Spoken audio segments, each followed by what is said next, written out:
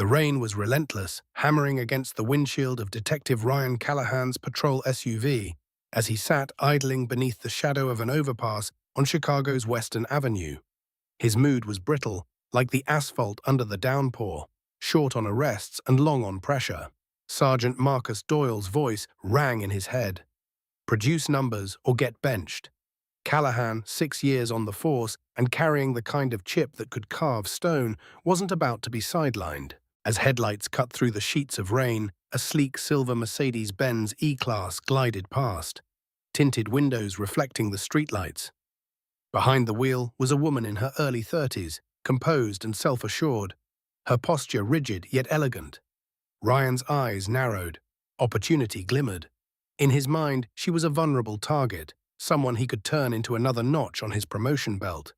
He flicked on the lights, watching as the car eased to the curb, flawless compliance that annoyed him. He preferred resistance. It justified the theatrics that followed, the show of power. Slipping on his hat and adjusting his gun belt, Ryan approached the car, flashlight tapping against the glass. The interior smelled faintly of leather and vanilla, a contrast to the storm outside. "License and registration," he barked, skipping the usual courtesies. "Is there a problem, officer?" The woman's voice was calm, deliberate, and devoid of fear, striking at the core of his authority. Ryan's irritation spiked. Fear was the currency he dealt in. Without it, control slipped through his fingers. He leaned closer. "You failed to signal back on 5th. Erratic driving. Step out of the vehicle." I signaled. "I have a dash cam," she replied evenly, hinting at evidence Ryan had no way of anticipating. His arrogance pushed him forward. He slid a small baggie of white powder under the seat with a practiced flick of the wrist. A setup meant to end her that night. "Bingo!" he exclaimed, brandishing the baggie. "What's this, miss?" "Call me Nova," she said softly, lips curling into a small, cold smile. Not fear, not submission, a predator assessing her prey. Ryan snapped on the handcuffs and guided her toward the cruiser, ignoring her questions about badge numbers and protocol. Her silence gnawed at him during the drive, unsettling in a way no panic could match. At the precinct, the chaos of the night shift buzzed around them. Phones rang incessantly, the scent of stale coffee mixed with waxed floors. Sergeant Doyle eyed the baggie, chuckling at what he saw as another routine bust. Nova remained composed, requesting only to make a phone call. Ryan led her past the holding cells, exuding triumph. The precinct believed her compliant. He believed she was broken. But Nova Ellis wasn't just anyone. She wasn't waiting for a lawyer. She was waiting for justice. And when the morning briefing began, the precinct buzzed with rumors of a new captain arriving from the anti-corruption task force in Atlanta. Ryan expected a stranger, someone to obey and fear. When she entered, in crisp white with gold bars gleaming on her collar, the recognition hit him like a freight train. The woman he had framed was now his superior. The room went silent, and Ryan realized with a sinking dread that the hunter had become the prey. Ryan's heart pounded as Captain Nova Ellis scanned the briefing room, her eyes locking onto his with a precision that made his stomach twist. The same calm, unflinching gaze from the car the night before now carried the authority of someone who could dismantle his entire career with a single word. Every officer in the room seemed to fade into the background as she spoke, her voice steady, controlled, and sharp enough to cut glass. "I have zero tolerance for abuse of power," she declared, pacing slowly around the podium. "If you are honest, I will back you. If you exploit your badge, I will find out, and I will take action." Ryan tried to look inconspicuous, hoping she hadn't recognized him immediately. He had underestimated her once, but she had watched every move, memorized every detail. His previous sense of invincibility evaporated, leaving a raw, unsettling fear. After the briefing, Ryan was summoned to her office. The long walk through the precinct, normally filled with the sounds of clattering keyboards and murmured conversations, now felt suffocating. Every pair of eyes followed him, the unspoken judgment heavier than rain-soaked concrete. Inside her office, the smell of lemon polish and old paper greeted him. Nova sat behind her desk, reviewing files with deliberate slowness. "Sit," she commanded, not looking up. Ryan complied, the chair under him creaking ominously. Silence stretched. punctuated only by the tick of the wall clock. Ryan felt the sweat on his back turn cold, his fingers restless in his lap. She finally looked up, eyes sharp. "Do you know what this is?" She tapped a thick folder. "Your personnel file. Every arrest, every complaint, every anomaly." Ryan's throat tightened. He had always believed that minor infractions could be hidden, that the system protected those who knew how to navigate it. But now the proof of his misconduct stared him in the face, undeniable and meticulous. Nova clicked the remote, and the flat-screen TV flickered to life. Dash cam footage from the night of the traffic stop played in high definition. Every move he had made, every planted baggie, every overreach captured in crystal clarity. Ryan watched, paralyzed, as the evidence he had assumed would remain hidden became undeniable proof of a felony. Her calm narration over the footage left no room for excuses. "This isn't a technical issue, Ryan," she said softly, her eyes meeting his. "This is a violation of trust, of law, and of the people you swore to protect. You are stripped of patrol duties immediately. Turn in your badge, your gun, and report to the archives." He could barely comprehend the words. The archives, years of reports, records, and the slow death of a career hidden in dusty cardboard boxes. He had imagined confrontation, negotiation, even bribery. But this was dismantlement, surgical and complete. Over the next few days, Ryan sat alone in the basement, scanning and digitizing decades of paperwork. The fluorescent lights buzzed, the air heavy with mildew and dust. Each report felt like a nail in his coffin. He watched shadows grow long across the walls, his thoughts darkening alongside them. But anger simmered beneath the humiliation, white-hot and relentless. By night, Ryan met with Sergeant Doyle at O'Reilly's, a dimly lit bar where secrets were traded over whiskey. Plans were whispered, schemes hatched to regain control, to strike back at the woman who had undone him. Money would be planted, an anonymous tip would call her integrity into question. It was reckless, dangerous, and intoxicating. They would reclaim the precinct, or at least, Ryan swore, he would not go down quietly. But as the rain fell again over Chicago, Ryan felt the thrill of vengeance coursing through him, blind to the layers of calculation he had yet to uncover. Nova Ellis had set the board, and he had accepted the bait. The game had only just begun, and he was already several moves behind. The night before the raid, Ryan lay awake in his small apartment, the city lights cutting through the blinds in jagged strips across the floor. The weight of the brown paper package under his arm was both comforting and dangerous. $50,000 in marked bills stolen from the evidence locker 2 years ago, an opportunity to trap the captain or to damn himself completely. His apartment smelled faintly of beer and cold rain, a sensory reminder of the life he'd chosen. Impulsive, desperate, and increasingly reckless. He replayed the night of the traffic stop, Nova's calm voice echoing through his mind. How could someone be so composed, so unshakable, when he had spent hours believing he held all the power? Morning arrived, grey and relentless, the drizzle reflecting off the pavement like dull mercury. At the precinct, Ryan moved like a ghost, slipping past officers who either didn't recognize him or pretended not to. The basement archives felt like a tomb. He sat at his desk, scanning stacks of reports while plotting the execution of their plan. Every keystroke, every scanned file became a mantra of survival and vengeance. Sergeant Doyle arrived mid-morning, slipping in quietly. "Fire drill at 2 p.m., admin wing clear, perfect window," he muttered, sliding the master keys across the sticky table. Ryan's pulse quickened. Timing would have to be perfect. One misstep and the plan would fail, and internal affairs wouldn't hesitate to bury him. As the fire alarm blared, chaos unfolded like a choreographed storm. Administrative assistants rushed for the exits, computers shut down, papers scattered. Ryan moved like a shadow, darting into Nova's office, retrieving the Mercedes keys with shaking hands. Every second felt infinite. He navigated the stairwell to the garage, heart hammering, mind razor-sharp. The charcoal-grey Mercedes waited in the captain's assigned spot, pristine and deceptively innocuous. He popped the trunk, shoved the brown paper bag beneath the spare tire cover, and slammed it shut. Triumph surged briefly, only to be tempered by an instinctive twinge of dread. Cameras. Sensors, anything could reveal him, but the fire drill provided cover and the alarm drowned out all other sounds. Racing back up, Ryan returned the keys exactly where they belonged. Every movement was precise, rehearsed in his mind like a military operation. He wiped fingerprints, replaced the master key on the assistant's desk, and melted into the crowd evacuating the building. Outside, the air was crisp. The rain finally stopped, leaving the city streets shimmering. Doyle gave a subtle nod across the parking lot. Ryan allowed himself a brief, quiet smile, tasting victory. Tonight, the trap was set. Captain Ellis would find the evidence in her own car, a scandal she couldn't talk her way out of.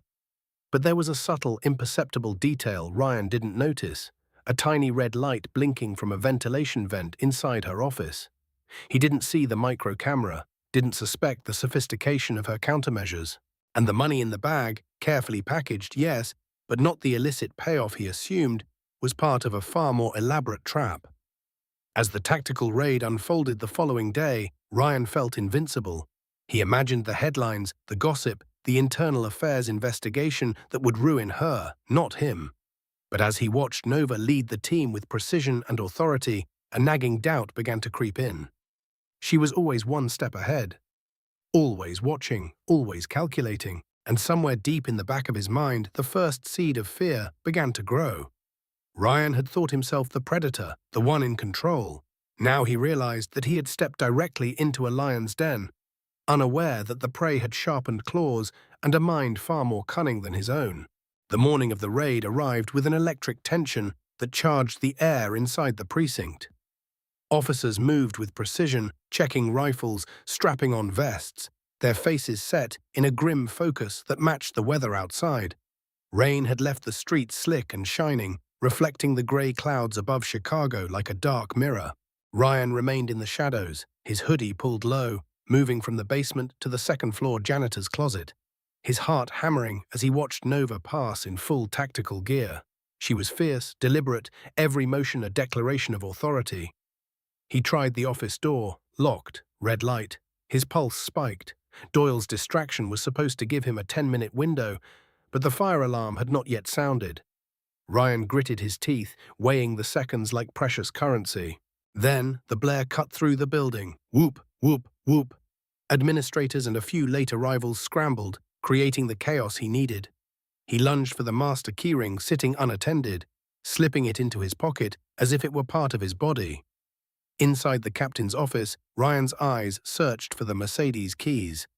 They lay there beside a framed photo, innocuous and lethal. He grabbed them, breath shallow, checking the hallway before dashing down the stairwell to the garage. The dim light barely illuminated the SWAT van, idling and waiting, as Ryan approached the silver Mercedes.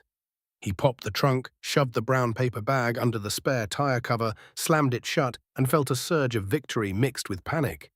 Every second could expose him. Returning the keys to their place, he wiped them with his sleeve, replaced the master key, and blended into the evacuating crowd.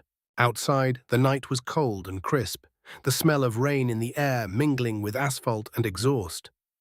Doyle's barely perceptible nod told him the operation had gone perfectly, or so he thought. Ryan allowed himself a momentary smile, convinced the trap was set. Inside the precinct, Nova Ellis remained oblivious to the planted package, focused on leading the tactical raid at the warehouse on the south side. Ryan imagined the scandal she would face, the panic and the outrage. He reveled in the thought of internal affairs storming her office, of her career unraveling because of his careful planning. But Ryan had missed the subtle signs, the faint, almost imperceptible red light blinking from a vent in her office, the careful orchestration of the fire drill, and the fact that the money in the bag was a decoy. Every move he made, every calculated risk, had been anticipated. He had stepped into a trap more sophisticated than anything he could conceive, and every instinct he had relied upon had betrayed him. As Nova led her team through the warehouse, directing every action with military precision, Ryan's confidence began to waver. The possibility that he was being watched, that his carefully plotted scheme was unfolding under scrutiny, began to gnaw at him. He felt the first real taste of fear, the unease of knowing he had overreached. That control was an illusion. Ryan had thought he was the predator, the one holding the power. But as he stood outside in the cold, Looking at the storm-reflective streets, he felt the chilling reality. The hunt had reversed, and he was now the prey in a game he had never fully understood. Every step he had taken had led him directly into the calculated grip of Nova Ellis, the woman he had tried to destroy. Back at the precinct, the morning sun cut through the clouds, illuminating the wet pavement with a sharp clarity that mirrored Ryan's growing unease. Officers streamed out of the building for roll call and briefing, but Ryan lingered near the coffee station, eyes fixed on the silver Mercedes parked in the captain's reserved spot. He had watched Nova's precision, her command of the raid, and he knew she was always 3 steps ahead. A gnawing doubt began to take root. Maybe this wasn't as foolproof as he had imagined. Internal affairs had arrived unannounced, a team in dark suits moving with a lethal purpose. Their leader, Lieutenant Sterling, had a reputation that preceded him, a man who dismantled careers with a single glare. The precinct grew silent as he approached, asking for Captain Ellis. Ryan's stomach twisted as he realized the trap might be closing around him even sooner than planned. Nova stood by the Mercedes, composed as ever, exuding authority without raising her voice. She handed Sterling the keys without hesitation. "I have nothing to hide," she said, calm and commanding. Ryan's heart thudded violently, every muscle in his body tensed, expecting chaos, confrontation, a moment when the ruse would be revealed. But she remained in full control. Sterling approached the trunk, opening it with precision. His hands encountered the brown paper bag. Ryan inhaled sharply, anticipation surging. But before the team could react, Nova spoke. "Check the serial numbers." The tone was casual, almost dismissive, yet it carried the weight of strategy. Ryan's chest tightened. This was beyond anything he had planned. Sterling tore the bag open, revealing stacks of bills. His eyes narrowed, then flicked to Nova. "Is this yours?" he asked. "I've never seen it before," she replied, calm, unshakable. The officer's frown deepened. The serial numbers traced back not to the streets, but to evidence that had been stolen from the precinct years ago. The exact stash Ryan and Doyle had taken. Ryan felt his stomach drop. The panic that had been simmering beneath his carefully maintained exterior now erupted into raw terror. Every detail of his plan, every step taken under the assumption of secrecy, had been anticipated and observed. The microcamera, the fire drill, the decoy money, it had all been part of an intricate trap he hadn't even suspected. Officers began to murmur, realization dawning. Ryan saw Sergeant Doyle freeze, color draining from his face. His own confidence, once a shield, crumbled under the weight of evidence and the quiet authority of Nova Ellis. The predator had become prey, exposed before the entire precinct. Lieutenant Sterling's voice cut through the tension. "Officer Ryan Callahan, step forward." Ryan couldn't move. His limbs were paralyzed by the sudden shift in reality. "And bring Sergeant Doyle with you," Nova added, voice low, commanding. The crowd's gaze turned to Ryan. Every officer was watching. The world tilted, his plan collapsing like a house of cards. He realized, with bone-deep horror, that he had underestimated the intelligence and foresight of the woman he had tried to destroy. Nova stepped closer, her presence authoritative, unyielding. "You thought because of my gender and my race, I was vulnerable," she whispered. Only he could hear. "You forgot one thing. I'm the captain." With those words, Ryan felt the full magnitude of his miscalculation. The badge could no longer shield him. The system he thought he controlled had turned against him, and every choice he had made had led him straight into the trap. The precinct yard fell silent as Ryan and Sergeant Doyle were led through the officers, the weight of judgment pressing down like the heavy Chicago sky. Every step toward accountability was a step into a reality he had spent years trying to avoid. He could see the disbelief in his colleagues' faces, the whispered reassessments of their own misdeeds in light of his exposure. Power, he realized, was an illusion when measured against integrity and strategy. Nova's gaze never left him. Her presence was a constant reminder of every misstep he had made. The silver Mercedes gleamed nearby, deceptively calm, as if mocking him. She moved with a quiet confidence that Ryan had tried and failed to disrupt. Each of her movements calculated to reinforce authority without a single display of brute force. Lieutenant Sterling approached, the brown paper bag in hand, the serial numbers confirming the theft. Doyle paled, his usual bravado replaced by fear. Ryan felt a cold sweat break across his forehead, realizing that the plan he and Doyle had meticulously orchestrated had been anticipated and nullified. Every action he had taken had been tracked, every detail accounted for. Nova addressed the assembled officers, her voice calm but piercing. "Integrity is not a matter of circumstance," she said. "It is a matter of choice. Choices you make define who you are, not the uniform you wear." Ryan felt the words like a physical blow. His arrogance, his shortcuts, his abuse of authority, none of it mattered now. He remembered the fear he had tried to instill in Nova the night of the traffic stop, the thrill of bending rules, the sense of superiority as he planted evidence. And now, standing in the yard under the grey light of morning, he understood the depth of his miscalculation. The woman he had underestimated had orchestrated a counter-strategy that not only preserved her integrity, but exposed his corruption in front of everyone. Doyle was taken aside, struggling to comprehend how their plan had unraveled. Ryan's own thoughts churned with panic and disbelief. He had believed that cleverness and aggression could outmaneuver honesty.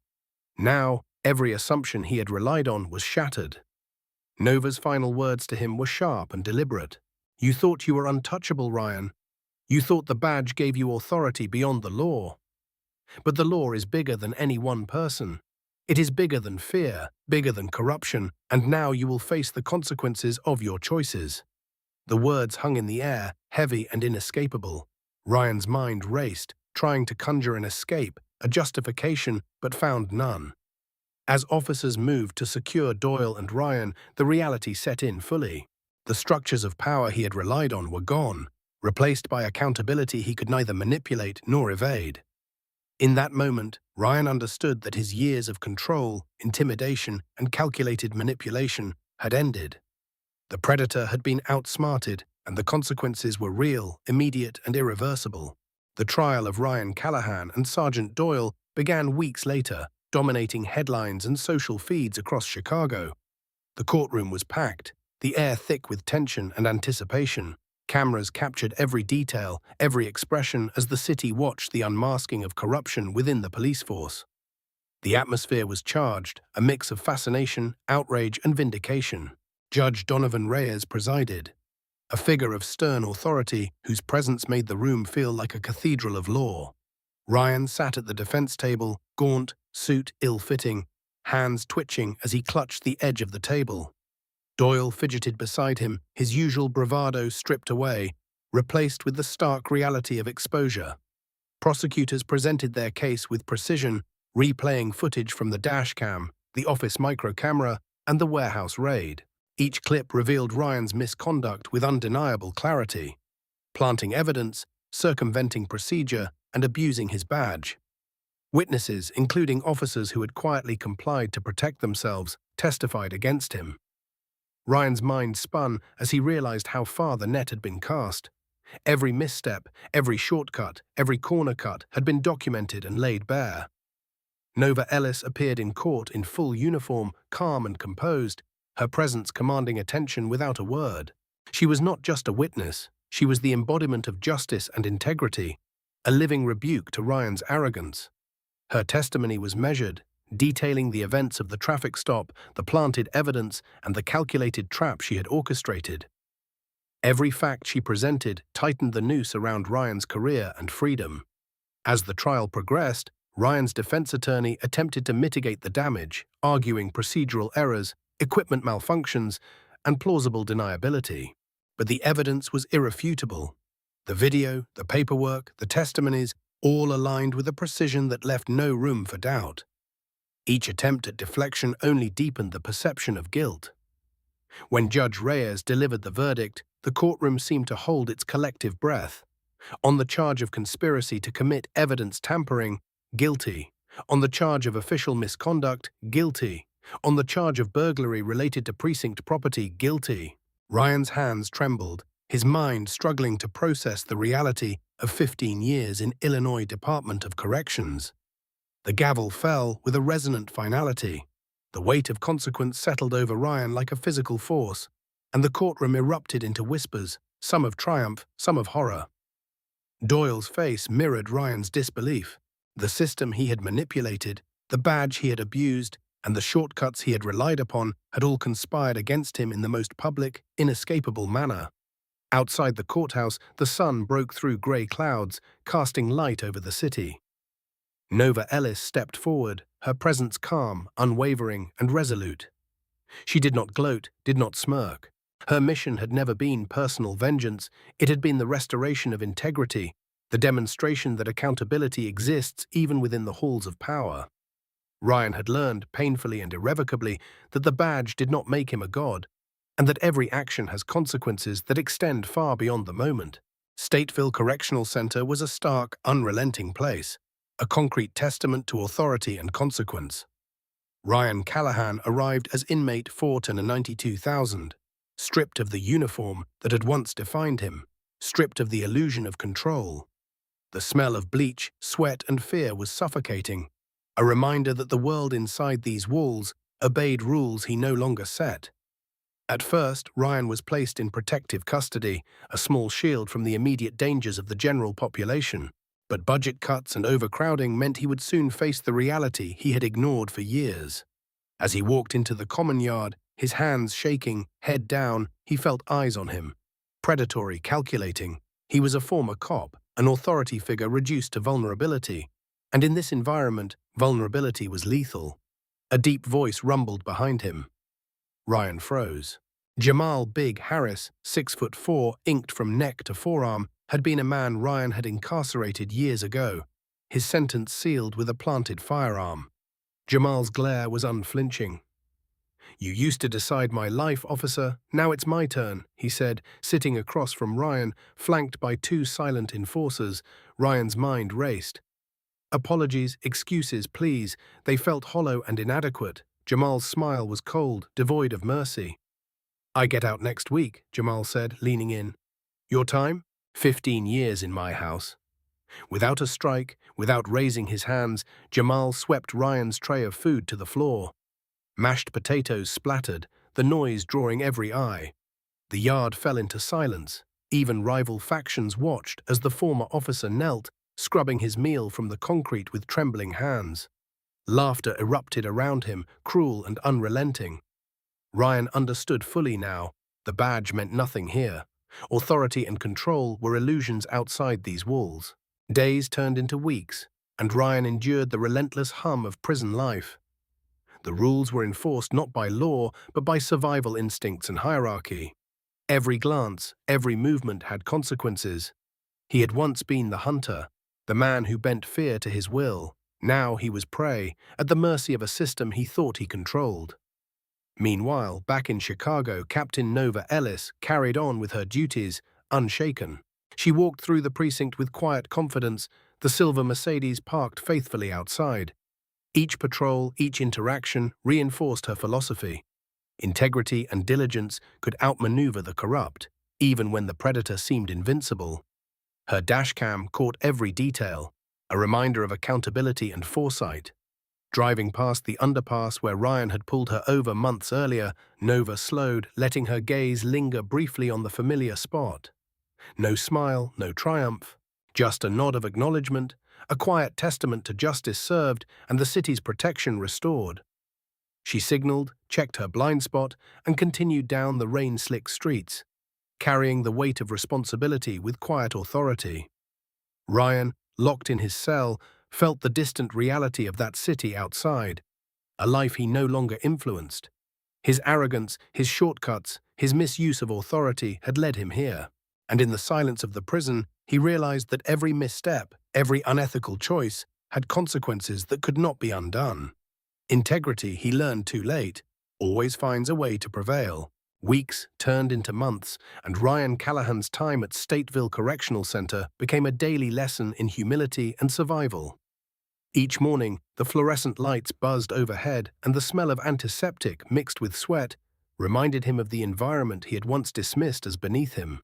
He moved cautiously, avoiding the notice of the general population, his mind replaying the chain of events that led to his downfall. Every memory of arrogance and abuse of power now felt like a chain around his wrists, invisible but constricting. He remembered the night of the traffic stop, the planted evidence, and the smug confidence he carried into the precinct. Those memories were sharp and unrelenting, haunting him with the realization of how completely he had underestimated Nova Ellis. The woman he had attempted to destroy had dismantled him with intelligence, foresight, and integrity, leaving him exposed and powerless. Jamal Harris occasionally reminded Ryan of his vulnerability, showing that the illusion of authority had no value here. The laughter and mockery from the yard underscored a universal truth Ryan had ignored. Respect in the outside world was earned by fear and deception, but inside these walls, respect was earned by endurance, strategy, and acknowledgement of reality. The dynamic had shifted completely, and Ryan was forced to confront it daily. Meanwhile, back in Chicago, Nova Ellis continued to lead with steady resolve. Each decision, each patrol, each briefing reinforced the principles that guided her. She drove past the same underpass where Ryan had once tried to assert dominance, and her nod was a silent affirmation. Justice had been served. No gloating, no spectacle, just the quiet assertion of law and integrity. The city noticed the changes at the 4th Precinct. Crime reports were more accurate, complaints dwindled, and officers operated with a renewed sense of accountability. Nova's leadership became a model, showing that power without ethics collapses, while discipline and integrity build trust and efficacy. Ryan's downfall was a lesson played out across the precinct, a cautionary tale woven into every hallway conversation. Inside Stateville, Ryan began to understand the full scope of his actions. The arrogance, the shortcuts, the abuse. They had consequences that extended far beyond the immediate moment. Each day he survived was a small measure of redemption, a recognition that strength was not in dominance, but in acknowledgement of one's missteps and in facing their outcomes with honesty. The prison yard, once a place of terror and humiliation, became a mirror reflecting the reality he had refused to see. Ryan learned that real power comes not from a badge or fear, but from integrity, foresight, and resilience. Nova Ellis had proven it, calmly and decisively, without resorting to cruelty or spectacle. By the end of the year, the story of Ryan Callahan had become a legend, in both the precinct and the prison. A narrative of arrogance undone by intelligence, of corruption defeated by meticulous planning, and of justice carried out without vindictiveness. Nova's quiet, unwavering approach demonstrated that true strength is measured not by domination, but by integrity, foresight, and the courage to uphold the law even when it is inconvenient or challenging. Spring arrived in Chicago, and the city streets glistened after a light rain. Captain Nova Ellis stepped out of the precinct, the weight of her responsibilities reflected in her posture, but her expression remained calm and resolute. She walked to her silver Mercedes, dashcam clipped and ready, and pulled onto Western Avenue. For a brief moment, she slowed at the underpass where Ryan Callahan had once pulled her over. No anger, no triumph, just acknowledgement of a lesson learned and justice served. Inside the precinct, morale had shifted. Officers moved with renewed focus, aware that integrity mattered more than shortcuts, that leadership demanded accountability. Nova's quiet authority had instilled discipline without fear-mongering, and even the most jaded officers began to see the difference between control and ethical leadership. Meanwhile, Ryan Callahan remained in Stateville Correctional Center, the echoes of his choices following him daily.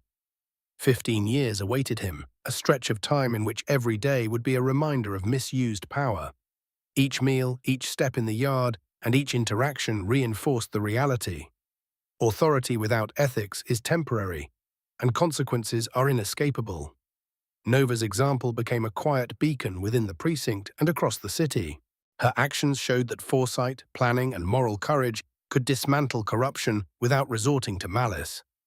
Ryan had learned, too late, that predation can be anticipated, that every unethical choice carries a cost, and that resilience and intelligence ultimately prevail over force and intimidation. On the streets, community trust began to rebuild. Citizens noticed the difference in interactions, in arrests handled properly, in reports filed accurately and transparently. The precinct's reputation recovered, grounded in ethics and professionalism, rather than shortcuts and fear. Nova's leadership became a model of integrity, a reminder that courage isn't only in action, but in the choices made when no one is watching. Ryan's story circulated among officers as a cautionary tale. The one who bends the rules and abuses power may rise temporarily, but true authority rests on accountability. Integrity cannot be feigned, it must be earned and maintained. Every act of misconduct has a chain of consequences, and even the most confident predator can become the hunted. Nova Ellis continued her work, vigilant yet composed, shaping a precinct and a city that valued justice and honor above expediency. She drove past familiar streets, past old underpasses, carrying the lessons of both the past and the present in her mind. She did not gloat. She did not celebrate privately. Justice, she understood, is quiet, deliberate, and unwavering. The story of Ryan Callahan and Nova Ellis became an enduring reminder. The badge is not a crown, and integrity always triumphs in the end. True strength lies not in fear or domination, but in steadfastness, foresight, and moral courage. Subscribe to the channel, leave a comment, and share this video.